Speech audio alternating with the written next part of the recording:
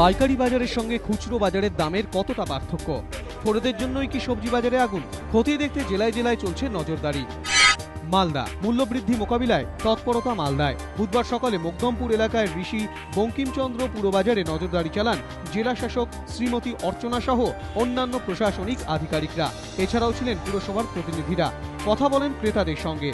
জেলাশাসক জানিয়েছেন, কিছুদিনের মধ্যেই মালদার সব বাজারে সবজির নির্দিষ্ট মূল্য তালিকা টাঙিয়ে দেওয়া হবে, যাতে ওই তালিকা অনুযায়ী দাম নেওয়া হয় সে বিষয়েও লক্ষ্য রাখা হবে। হুগলি শেওড়াফুলি পাইকারি বাজারে অভিযান চালালো পুলিশ। অতিরিক্ত পুলিশ সুপার অমিতাভ বর্মার নেতৃত্বে বাজারে হানা দেয় বিশাল পুলিশ বাহিনী।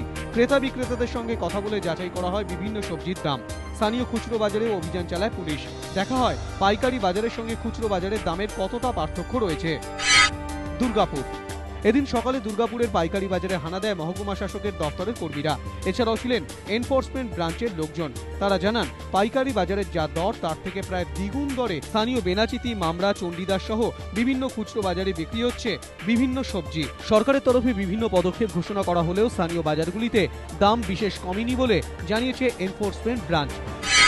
অন্যদিকে এদিন আসানসোল কোর্ট বাজারে হানা দেয় আসানসোল পুরসভার তাপস বন্দ্যোপাধ্যায় ও এসডিএম। কথা বলেন ব্যবসায়ী ও ক্রেতাদের সঙ্গে। খতিয়ে দেখেন সবজির দাম। কালোবাজারি বন্ধে টাস্ক ফোর্স গঠন করা হবে বলেও জানান মেয়র। এবিপি আনন্দ।